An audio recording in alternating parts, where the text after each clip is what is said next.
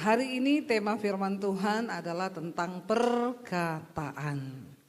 Perkataan ini sesuatu yang seringkali kita pikir simple ya, atau nggak ada apa-apalah, kita kan cuma kata-kata tok ya.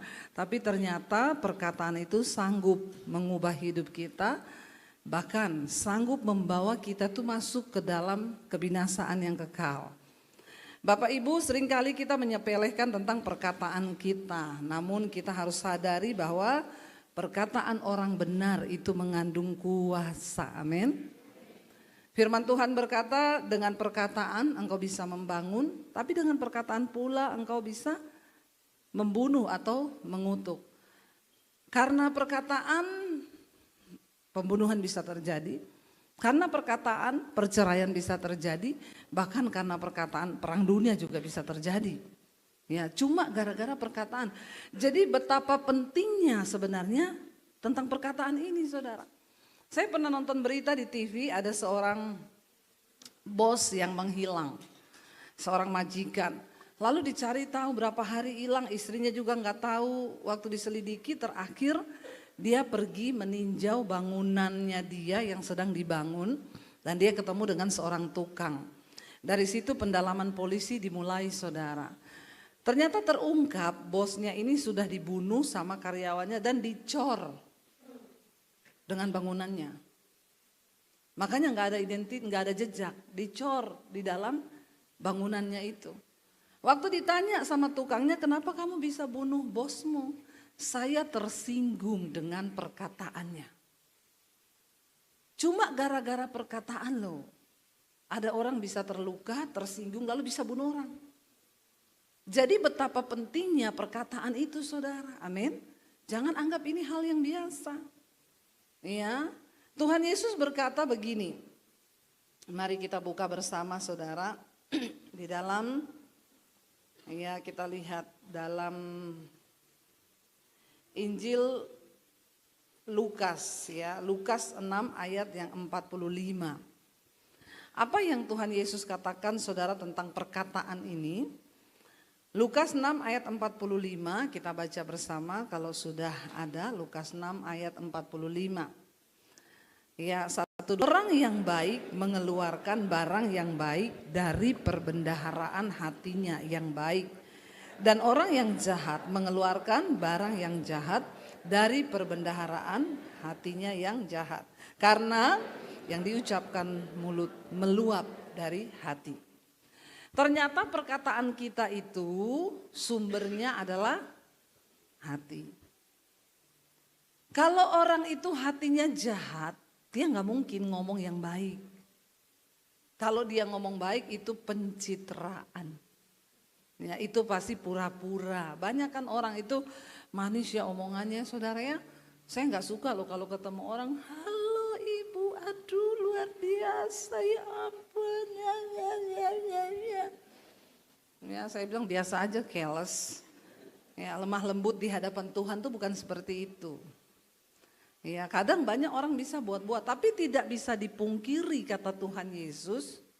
Hati ini adalah tempat perbendaharaan. Kalau hati kita baik, maka ucapan mulut kita juga baik. Kalau hatinya jahat, maka ucapan mulutnya juga jahat. Makanya Tuhan Yesus bilang, karena yang diucapkan mulut itu meluap dari hati. Jadi intinya di sini, kalau kita mau perkataan kita baik, maka kita harus menjaga hati. Jangan biarkan hatimu kotor. Kalau dalam hati kita yang penuh kepahitan, amarah, kebencian, kekecewaan, ya maka juga pasti mulutnya sampah semua, saudara. Ya, ibu-ibu, kalau di rumah perkataanmu kotor, perkataan yang itu bisa dipastikan kau sakit hati, lagi sakit jiwa, maka berobatlah. Amin. Ya, berobat itu apa? Datang sama Tuhan Yesus. Lepaskan pengampunan. Karena itu nggak bisa dibohongi, yang keluar dari mulut meluap dari hati. Saya selalu pakai kesaksian saya ini untuk meneguhkan tentang perkataan. Mungkin ada beberapa saudara yang mengikuti khotbah saya sudah berkali-kali dengar kesaksian ini. Tapi ini pas banget. Waktu saya mau mendoakan seorang ibu, Lalu saya datang ke rumahnya, dibukain pintu saudara sama adiknya. Saya tanya, ini rumahnya ibu ini? Iya, betul. Dari mana? Saya bilang saya pendeta, saya mau doakan ibu ini. Masuk, lagi mandi, duduk. Ya, saya pikir nih kok kayak kala-kala anjing galak ya. Mirip saudara, 11-12. Saya duduk saudara, lalu dia tanya, oh jadi situ pendeta? Situ-situ sama saya saudara. Ya, orang begini nih modelnya kayak gini nih mesti ada kelainan. Situ pendeta? Saya bilang iya sini pendeta. Sono no. Berarti kalau situ pendeta situ bisa baca saya? Ya dalam hati saya kalau ada tulisannya saya bisa baca. Kalau nggak ada tulisan apa yang mau dibaca?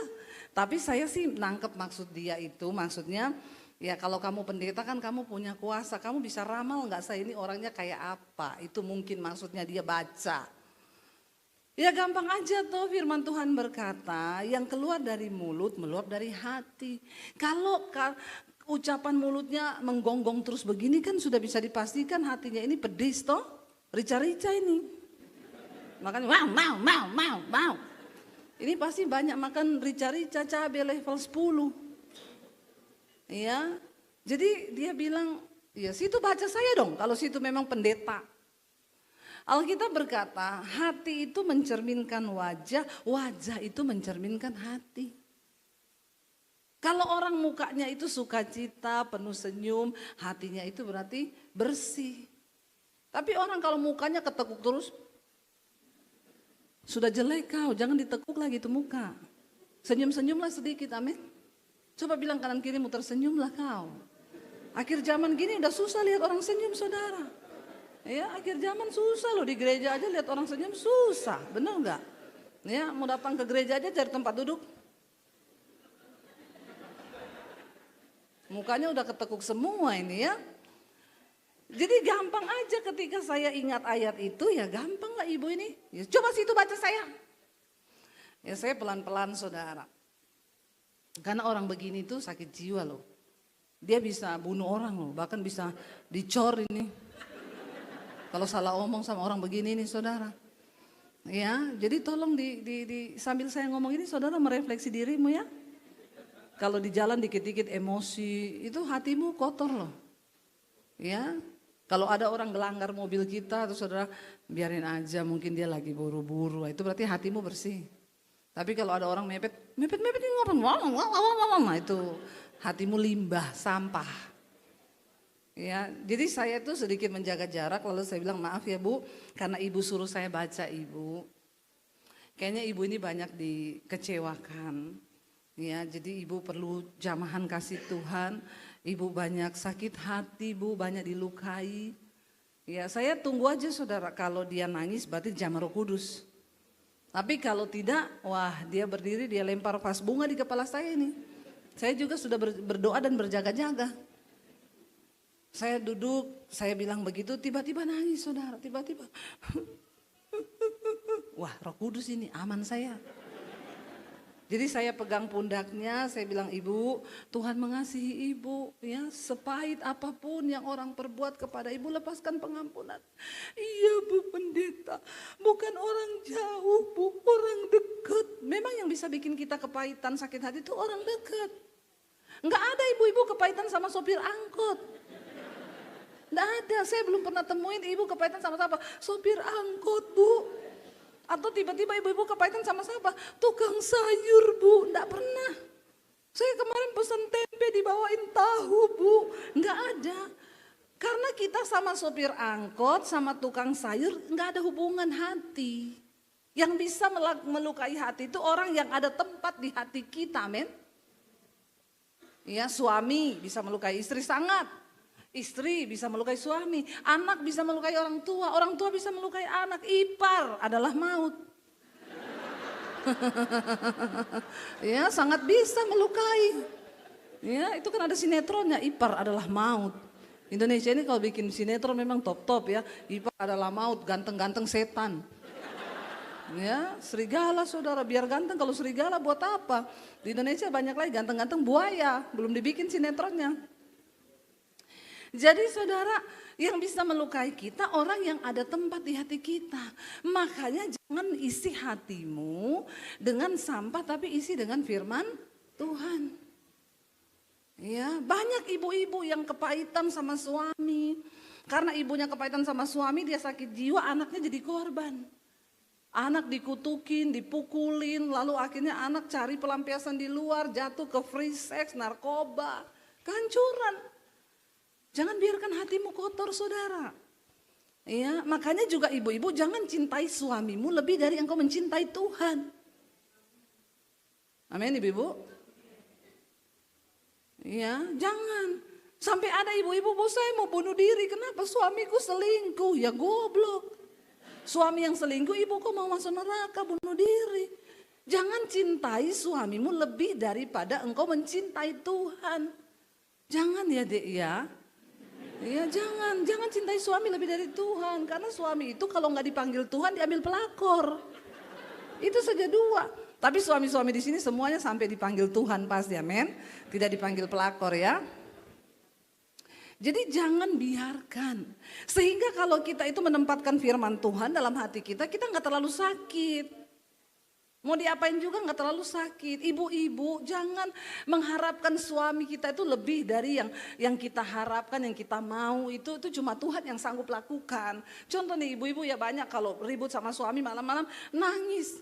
Di tempat tidur menghadap tembok.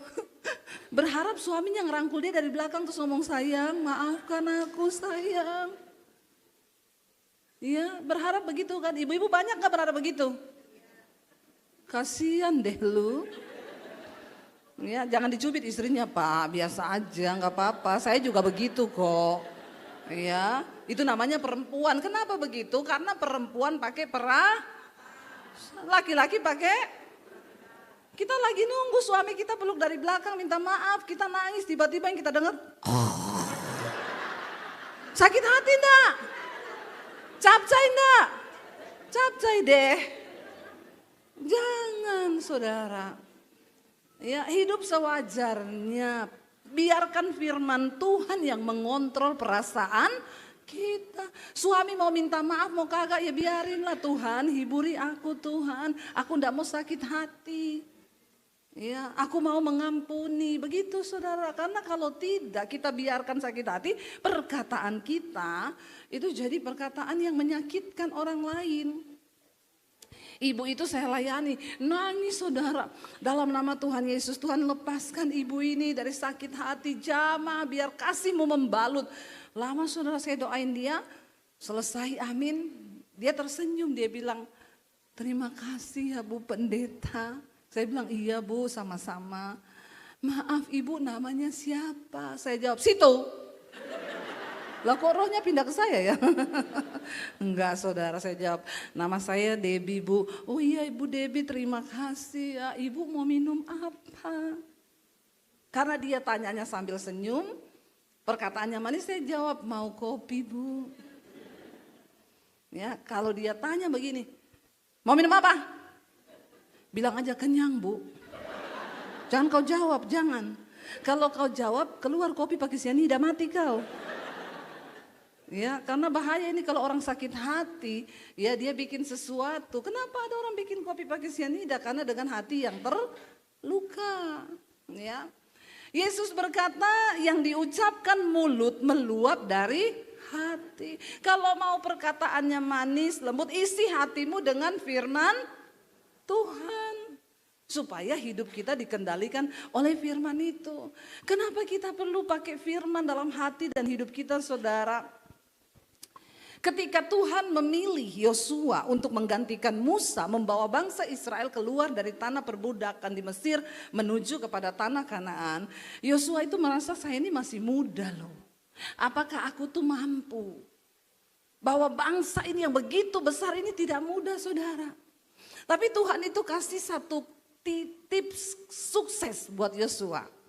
Dikasih dia satu kiat untuk berhasil membawa bangsa itu. Tuhan tidak ngomong gini, "Yosua, kamu berguru dulu belajar tentang militer. Ya, 1 tahun setidaknya, lalu kamu latihan gym sana supaya ototmu kuat. Tuhan gak ngomong Yosua, kamu les matematika, les bahasa Inggris, les bahasa Mandarin, semua kamu kuasai, baru kamu maju. No, saudara. Tuhan bilang sama Yosua apa? Jangan takut. Asalkan jangan engkau lupa, renungkanlah firman ini dan perkatakan firman ini siang dan malam. Maka perjalananmu akan berhasil dan engkau akan beruntung. Amin saudara. Sekarang banyak orang tua leskan anaknya untuk sukses supaya berhasil. Matematika diles, bahasa Inggris, bahasa Mandarin, semua diles. Les kursus ini, kursus sombong, semua dikursuskan. Karena ada orang tua bilang kalau ndak sombong kau ndak sukses, harus sombong dulu. Heran saudara, tapi tidak ada satupun yang kursuskan anaknya firman Tuhan. Padahal satu-satunya kiat sukses bagi Yosua untuk membawa bangsa itu kepada masa depan yang penuh harapan, Tuhan bilang, jangan engkau lupa untuk memperkatakan firman Tuhan siang dan malam. Gak ada yang lain, anak muda. Kalau engkau melihat hidupmu sukses, banyak baca Alkitab anak-anak muda. Ya, jangan kau sombong. Sekarang itu saya melihat generasi ini saudara. Ya, kalau dia punya ilmu tinggi, sekolah di luar negeri, orang tuanya kaya, mungkin sombong-sombong masih agak-agak lah ya. Tapi ada yang udah hidupnya itu pas-pasan, ilmunya pas-pasan, sombong, gak mau baca Alkitab. Terus berharap sukses. Tidurmu terlalu miring kayak racun. Bangun, ya bangun. Karena kau bukan pewaris tapi perintis. Amin. Jangan pernah andalkan kekuatanmu tanpa firman Tuhan. Anak muda baca Alkitab. Karena firman Tuhan itu adalah hikmat, firman Tuhan itu petunjuk yang akan membawa engkau pada kesuksesan. Enggak peduli dunia berubah seperti apa. Kalau kau punya firman di hatimu, perkataanmu berhikmat, bijaksana, maka engkau bisa mewarisi bumi, kata Alkitab. Ya, saudara percaya enggak bahwa Alkitab itu ya dan amin? Iya, karena kita ini diciptakan Allah, kita bukan keturunannya monyet, amin. Ya, itu yang bikin teori manusia dulu berasal dari kera sudah bertobat loh sebelum mati. Bertobat, dia percaya bahwa yang bikin manusia itu Tuhan, ternyata bukan dari monyet berubah jadi manusia, bukan. Itu yang penemunya sudah bertobat, percaya Yesus. Lah monyet-monyet banyak yang belum bertobat. Yang percaya bahwa dirinya memang dari monyet. Kita kan bukan dari monyet, kita ciptaan Tuhan yang mulia. Amin. Karena itu ayo Yosua berhasil. Supaya apa saudara? Di hidup ini kita berhasil dan beruntung. Banyak orang kelihatannya berhasil saudara. Pagi pergi kerja pulang malam. Berhasil enggak? Sibuk terus loh. Ya sibuk dia. Pekerjaannya banyak tiap hari pergi pulang pagi. Pokoknya ditanya sibuk sekali ya. Iya berhasil sih. Tapi beruntung enggak? Kagak. Saldonya enggak naik-naik. Ya. Begitu terus hidupnya. Ada orang kelihatannya tokonya rame dari pagi sampai malam. Waktu tutup buku hitung-hitungan. Lah kok gak ada untung ya. Tapi kok kelihatannya rame ya. Tapi kok tipis ya. Kau berhasil tapi gak beruntung. Tuhan bilang kalau engkau mau beruntung. Renungkan firman Tuhan. Perkatakan firman itu siang dan malam. Nasihati anak-anakmu pakai firman Tuhan. Jangan pakai bahasamu sendiri. Apalagi pakai kebun binatang. Kutukin anak, marahin anak. Firman Tuhan itu sudah segala-galanya saudara. Kita harus memperkatakan firman Tuhan. Kenapa? Karena firman Tuhan itu luar biasa.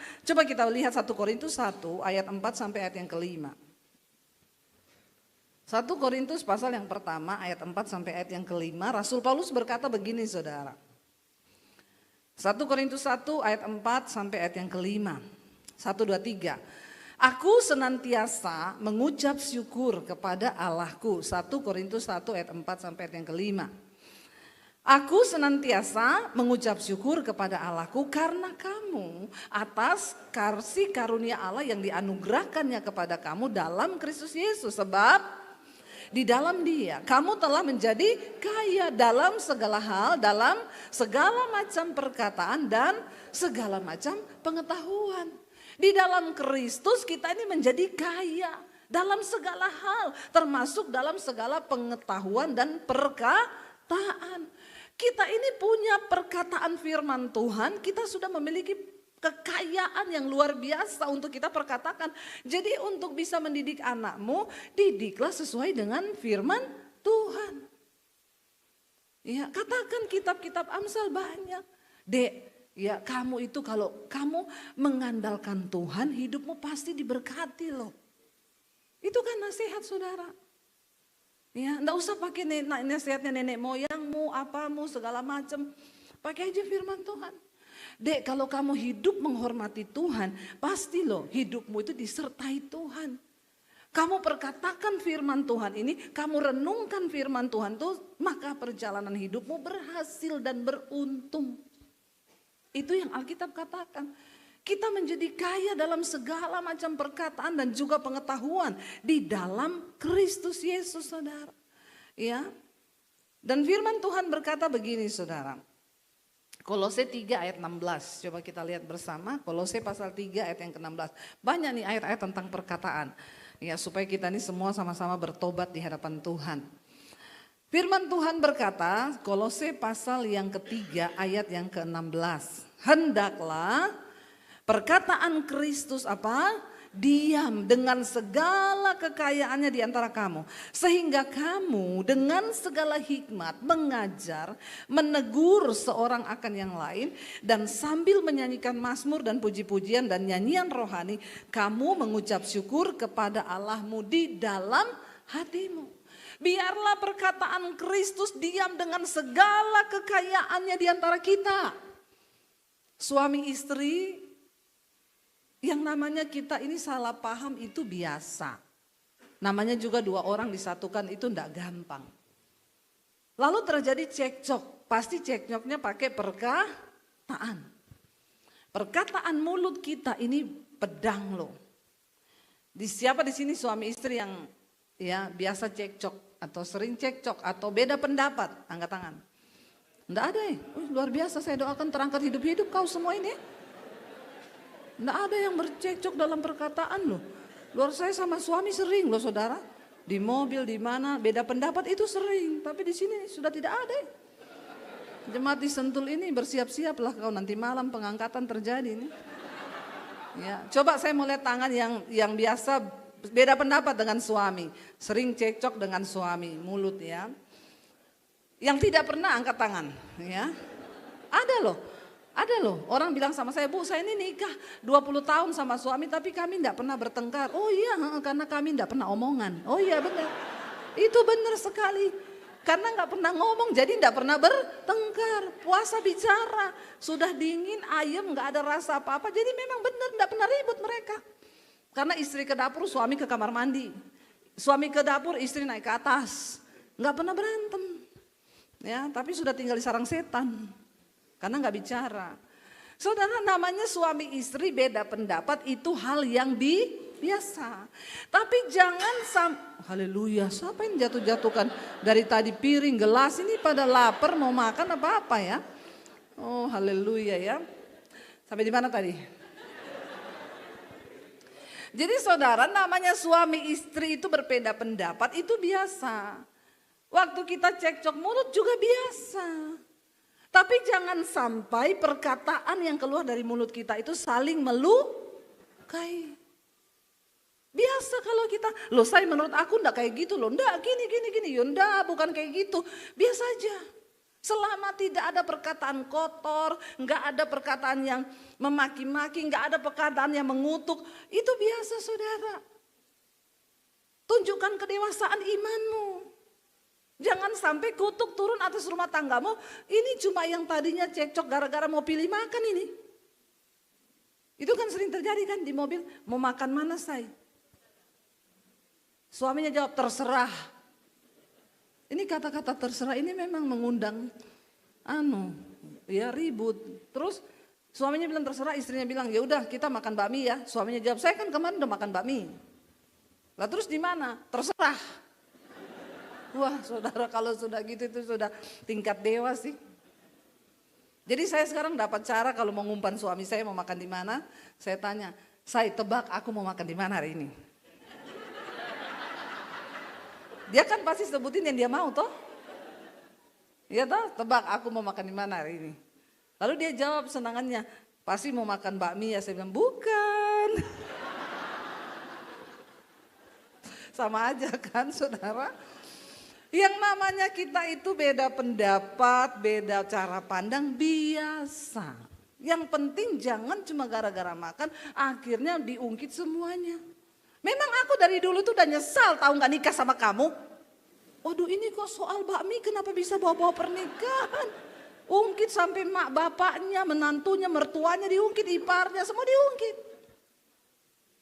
Kamu pikir dari dulu aku suka sama saudara-saudaramu itu? Yang cuma jadi benalu. Ya. Ada lagi sinetron suami, keluarga suami parasit. Ada tuh sinetron yang keluar lagi tuh apa film apa-apa.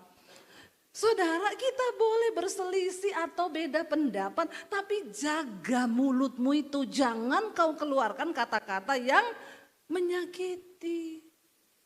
Iya karena perkataan itu setajam silet. Bisa melukai sampai di hati. Kau marah sama anak boleh, tapi jangan kau kutuki anak. Kau lihat kau ya, kalau hidupmu tidak berubah seperti itu. Lihat saya, lihat kau dapat suami pemabok, jahat, penjahat. Kenapa anakmu kau kutuk? Kalau dia dapat orang jahat, kau juga yang repot nanti. Ya, Alkitab berkata apa yang kau lepas di bumi terikat di surga, apa yang kau ikat di bumi terikat di surga. Semarah-marahnya engkau usahakan keluarkan perkataan yang baik. Yang baik. Tapi itu bisa terjadi kalau hatimu dipenuhi oleh firman Tuhan. Ini bukan masalah gampang loh saudara. Banyak hidup orang Kristen terkutuk gara-gara salah ngomong. Ya, saya lihat dulu ada seorang ibu, dia kutukin anaknya, saudara anaknya banyak perempuan. Kalau marah, anaknya pulang malam, diteriaki, dasar memang kau pelacur. Semua anaknya jadi pelacur beneran loh. Bener saya lihat tuh. Bener-bener ada satu nikah baik-baik, dibunuh sama suaminya. Ini terjadi di kehidupan nyata. Saya baru merenung, oh iya dulu saya sering dengar waktu anaknya masih kecil-kecil dia kutukin terus. Dibilangin gila lah, bangsat lah, semua kata-kata kotor. Itu kutuk. Dan Alkitab berkata kutuk tanpa alasan tidak kena. Tapi kalau ada alasannya kena kutuk itu. Makanya banyak keluarga Kristen hancur. Karena kata-kata yang dia lontarkan itu tidak sesuai saudara.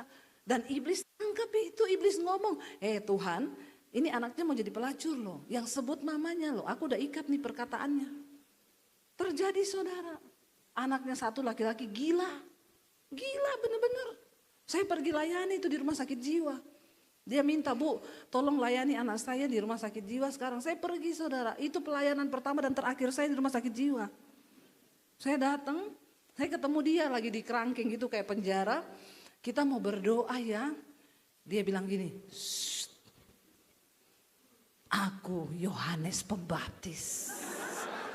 Matilah saya saudara waktu itu. Langsung saya, waduh mau mati bener saya terkurung di situ. Mau lari juga gak bisa lari lagi. Bagaimana ini?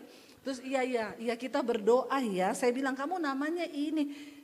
Bukan aku Yohanes Pembaptis. Terus saya bilang ayo kita berdoa. Saya mau tumpang tangan ya di kepalamu. Kamu ndak lihat di kepala saya ini ada helikopter 2 parkir. Ya saya baru menyadari kenapa dia gila. Bayangkan 2 helikopter parkir di kepala saudara. Kita deket aja sama helikopter udah puyeng kepala kita. Ini helikopter 2 parkir di kepalanya. Goyang otaknya itu semua. Ya, aduh saya akhirnya mendoakan baru mau doa lagi. Saya mau kentut. Ya udah saya Tuhan jadilah kehendak-Mu dalam nama Tuhan Yesus, saya pulang. Sudah itu terakhir saya melayani orang yang sakit jiwa. Makanya sebelum kau sakit jiwa, jaga hatimu, amin. Jangan taruh kepahitan, iri hati, kebencian, sakit hati, kekecewaan, semua kau taruh. Ya, jangan saudara. Yesus berkata begini, coba kita buka Matius 12 ayat 34 dan 37. Ini dari versi yang lain, tadi Lukas ayatnya sama. Tapi saya pengen kita baca yang ini. Matius 12 ayat 34 sampai 37. Kita baca bersama-sama. Matius 12 ayat 34, 1, 2, 3. Hai kamu keturunan ular beludak. Bagaimanakah kamu dapat mengucapkan hal-hal yang baik sedangkan kamu sendiri jahat? Sampai di situ dulu. Yesus berkata kepada ahli Farisi, kepada orang ahli Taurat, orang-orang Farisi. Bagaimana kamu bisa mengucapkan yang baik? Karena kamu sendiri jahat. Tidak bisa saudara. Karena Yesus berkata apa? Karena yang diucapkan mulut itu meluap dari hati.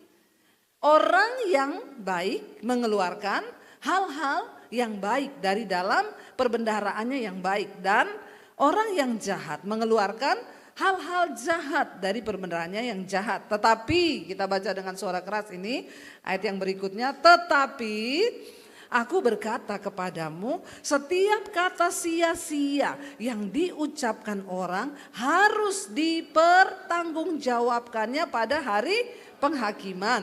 Karena menurut ucapanmu engkau akan dibenarkan dan menurut ucapanmu pula engkau akan dihukum. Ngeri enggak saudara? Ngeri banget. Menurut perkataan kita akan dibenarkan, tapi menurut perkataan kita pula kita akan dihukum. Lihat ayat yang di atasnya tadi. Tetapi kata Yesus, ini kata Yesus loh ya, bukan kata siapa-siapa, kata Yesus. Tetapi aku berkata kepadamu, setiap kata sia-sia yang diucapkan orang harus dipertanggungjawabkan pada hari apa? Penghakiman. Kata sia-sia. Anak-anak muda sekarang ini banyak sekali mengucapkan kata sia-sia. Saya sering dengar kalau anak muda tuh omongan di mall atau di mana, hei ya ampun, ya kamu kok baru ketemu gini gimana sih? Iya anjir. Kalau ketemu di mall ini anjir, apa itu anjir coba? Hello anak-anak muda, terutama Gen Z ini. Ngapain sih harus pakai anjir itu? Banjir. Itu kata sia-sia. Dan kata itu harus kamu pertanggungjawabkan loh. Bukan saya yang ngomong loh, ini Tuhan yang ngomong loh. Karena setiap perkataan sia-sia yang keluar dari mulutmu harus dipertanggungjawabkan pada hari penghakiman. Hati-hati sama perkataanmu. Iya anjir. Apalagi? Banyak itu kata-kata yang gak penting diucapkan sama anak-anak muda zaman now. Ya, gak penting diucapkan. Apalagi kata-kata gaul sekarang yang sering diomong-omongin tuh. Ya, hati-hati loh, hati-hati. Kalau nggak penting nggak usah diomongin. Amin. Ngapain kita ngomongin yang tidak penting? Nggak pakai anjir bisa nggak sih? Ya, nggak usah saudara. Jangan cuma mau terkesan kita nih gaul, ya oh kita ini ya, sehingga kita ucapin kata-kata yang artinya itu negatif, tapi kita suka pakai. Kamu nggak gaul loh kalau kayak begitu. Nggak gaul itu, karena setiap perkataanmu harus engkau pertanggungjawabkan pada hari penghakiman kelak. Bahkan ayat di bawahnya tadi berkata karena menurut ucapanmu engkau akan dibenarkan, menurut ucapanmu pula kau akan dihukum. Anak muda zaman now juga sering ngomong apa? Sumpah. Ya, ngapain sih? Cuma ketemu biasa loh. Hei, gimana kabarmu? Iya, ya ampun sumpah. Saya sering dengar nih anak-anak muda ngomong sumpah. Kenapa kamu harus bersumpah? Ayat firman Tuhan bilang apa? Buka Matius 5 ayat 33. Matius pasal 5 ayat 33. Ini Yesus yang ngomong, Matius 5 ayat 33, Yesus berkata begini, kamu telah mendengar pula yang difirmankan kepada nenek moyang kita, jangan bersumpah palsu, melainkan peganglah sumpahmu di hadapan Tuhan. Itu yang diajarkan nenek moyang. Tetapi Yesus bilang apa? Tetapi aku berkata, ayat 34 di sana dikatakan, ya ayat 34, tetapi aku berkata kepadamu, janganlah sekali-kali bersumpah baik demi langit karena langit adalah tahta Allah, maupun demi bumi karena bumi ini adalah tumpuan kakinya, ataupun demi Yerusalem karena Yerusalem adalah kota raja besar. Janganlah juga engkau bersumpah demi kepalamu, karena engkau tidak berkuasa memutihkan atau menghitamkan sehelai dari rambutmu. Bisa kalau dicat. Ya, iya kalau pakai cat bisa, tapi kau mutihin sendiri kan gak bisa. Kau hitamkan rambutmu sendiri kan gak bisa. Makanya jangan bersumpah demi apapun. Bahkan demi kepalamu sendiri jangan. Tapi anak muda sekarang sumpah loh. Sumpah terus dibilangin sumpah. Hal-hal yang gak penting dia bilang sumpah. Firman Tuhan bilang apa ayat berikutnya? Jika ya hendaklah kamu katakan ya, jika tidak, hendaklah kamu katakan tidak. Apa yang lebih daripada itu berasal dari syaiton, dari si jahat, dari setan. Jangan suka menambah-nambahi. Kalau enggak penting enggak bisa bilang sumpah. Anjir, apa ini saudara? Ya, di dalam keluarga kita pun ayo Bapak Ibu kita belajar untuk menjaga perkataan kita, karena hidup mati itu dikuasai oleh lidah. Siapa suka menggemakannya akan memakan buahnya. Kalau yang engkau gemakan sumpah, kata-kata gak penting, kata-kata sia-sia, kata-kata itu dibilang siapa suka menggemakannya akan memakan buahnya. Artinya apa? Saudara coba masuk ke dalam gua yang bergema. Kalau engkau teriak begini, kutuk, maka baliknya apa? Kutuk, kutuk, kutuk, kutuk. Ini yang dinamakan bergema. Balik lagi ke dirimu, yang engkau katakan kutuk itu akan berbalik kutuk kepadamu. Tapi kalau saudara katakan berkat, baliknya apa? Berkat, berkat, berkat. Enggak ada saudara teriak kutuk terus berkat, kutuk, berkat itu ada setan di dalam. Ya, atau sebaliknya berkat, kutuk, berkat. Enggak ada. Makanya Alkitab bilang siapa suka menggemakannya akan memakan buahnya. Kalau engkau suka memperkatakan yang baik, maka engkau akan menerima semua yang baik. Ya, coba usahakan atau berusaha untuk memperkatakan firman Tuhan saja. Waktu usahamu sepi, ya perkatakan Tuhan kami percaya. Mungkin hari ini sepi, tapi kami tahu berkat Tuhan itu akan menyertai kehidupan orang-orang yang takut akan Tuhan. Firman Tuhan itu perlu didengar terus, perlu diucapkan terus supaya benar-benar terjadi dalam hidup kita. Jangan bersumpah demi apapun, ya karena ya sumpahmu itu tidak benar kata firman Tuhan. Walaupun kau bersumpah atas nama, banyak orang-orang itu berani loh bersumpah-sumpah sekarang. Ya, suami jangan kau berani bersumpah. Kalau istrimu tanya, kau selingkuh enggak? Ya, sumpah loh, sumpah. Biasanya yang berani bersumpah itu malah memang melakukan sih. Ya, jadi jangan ya bersumpah ya. Kalau ya katakan ya, tidak katakan tidak. Yang lebih dari itu datangnya dari syaiton. Jadi mari kita belajar untuk jaga mulut kita, jaga perkataan kita. Apa yang sering kau perkatakan itu yang akan bergema kembali ke dalam hidupmu saudara. Yang terakhir kita baca sama-sama, kita buka.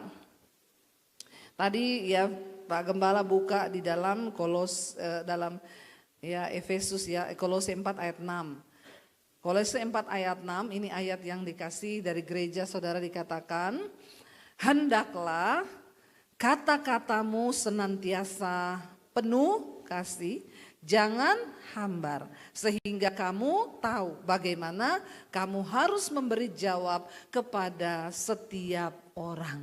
Artinya apa? Kitab Amsal berkata, perkataan yang diucapkan tepat pada waktunya itu seperti apel emas di pinggan perak. Kalau memang suasananya lagi tidak enak, istri kita juga harus tahu keadaan untuk ngomong dengan suami.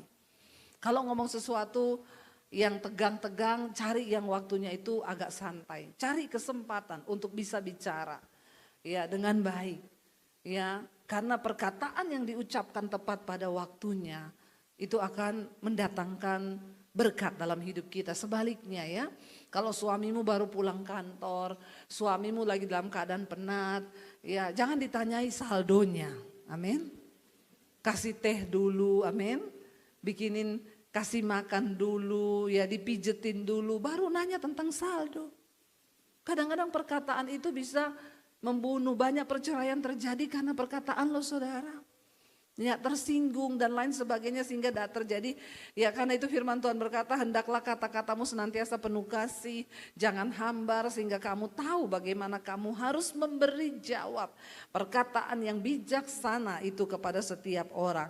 Jadi ingat saudara, firman Tuhan berkata kalau kita mau sukses, perkatakan firman Tuhan, maka hidupmu berhasil dan beruntung. Kita nggak perlu takut keadaan zaman hari-hari ini yang seperti apa, tapi mari kita mulai memperkatakan firman Tuhan. Tapi juga jangan sesat, karena sekarang banyak ajaran-ajaran yang sesat.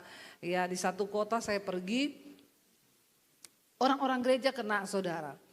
Jadi ada satu pengajaran, bukan satu pengajaran, ada satu orang ngaku orang kaya, dia katanya hamba Tuhan, lalu dia mulai mengajar ya bagaimana untuk hidup sukses. Dia bilang begini, nggak perlu lagi berdoa sama Tuhan minta uang, karena sebenarnya uangmu itu sudah ada di dunia ini, tapi masih ada di dompetnya orang-orang, masih ada di rekeningnya orang-orang.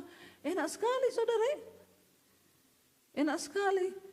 Coba tolong punya kepekaan ya, kalau doa juga kadang ada pendeta-pendeta yang suka alay lebay ngomong, tetap percaya Bu, karena berkatnya Ibu lagi OTW, sudah dalam perjalanan. Saya bilang ketahan di JNE. Ya, ini aneh-aneh saudara. Jadi itu dia mengajarkan, enggak usah berdoa minta uang sama Tuhan. Kamu cukup perkatakan, pegang uang 100.000, dikasih contoh. Keluarkan coba uang 100.000, keluarkan berapa lembar. Sekarang ucapkan, lihat uangmu, lihat saudara. Katakan, hai uang. Ya, ajaklah teman-temanmu.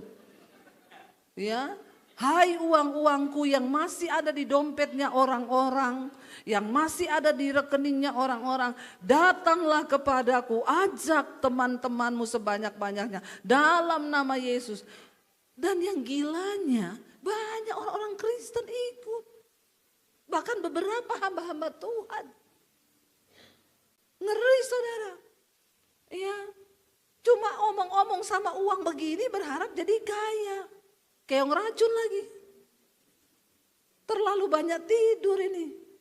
Dan dengar terakhir mereka cerita ternyata orangnya itu nipu. Dia bilang kalau kamu mau menggandakan uang kasih store ke saya uang. Ada yang ngasih 2M, 1M. Sekarang orangnya lari. Dia sudah bawa lari 50 apa 60 miliar. Yang kena orang-orang Kristen. Begini ini saudara, kalau minim pengetahuan firman Tuhan tapi kepengen cepat kaya. Kalau pengen kaya, Alkitab bilang Tuhan memberkati tangan orang rajin. Karena orang rajin itu pasti diberkati dan disertai Tuhan. Hidup takut Tuhan, kerja yang rajin. Jangan lihat uang terus, hai uang, ajak teman-temanmu. Sebentar lagi kau juga masuk rumah sakit jiwa ini begini nih. Sekarang sudah gila semua itu pengikutnya. Kenapa? Nyari orangnya, rumahnya kosong, orangnya lari bawa uang puluhan miliar. Seneng dia cuma berbasis begitu. Kayaknya kalau saya juga nipu jemaat ini cepat juga bisa kali ya. Saya bilang, hai jemaat, ya kasih uangmu sama saya. Jangan jadi jemaat bodoh saudara. Makanya pegang firman Tuhan. Sehingga apapun pendeta bilang, ada juga pendeta ngajar-ngajari, jual rumah kasih hasilnya untuk pelayanan saya. Maka kamu akan diberkati. Ada yang datang sama saya, Bu Debbie, saya sekarang gak punya rumah. Rumah ibu mana? Sudah saya jual. Waktu itu ada pendeta suruh jual katanya buat pelayanan. Terus sekarang saya gak tahu tinggal di mana. Ya tinggal sama pendeta itu kau. Yang datang sama saya, pergi sama pendeta itu. Bilang saya gak punya rumah sekarang mau tinggal sama Pak Pendeta atau Ibu Pendeta. Ada saudara orang karena engkau tidak punya firman, engkau tidak memperkatakan firman. Makanya gampang dibodoh-bodohi. Saya berdoa hari ini saudara pulang dengan perubahan, amin. Yang datang suami istri coba lihat-lihatan bilang, sayang nanti kita perkatakan firman Tuhan ya, cepat. Kalau berantem, perkatakan firman Tuhan ya. Lihat istrimu, enggak usah lihat istri orang. Lihat istrimu sendiri. Ya, kita pun kalau marahan kita ngomongnya ya yang bijaksana ya gitu ya, supaya jangan ada perkataan kotor yang membawa kutuk dalam kehidupan kita.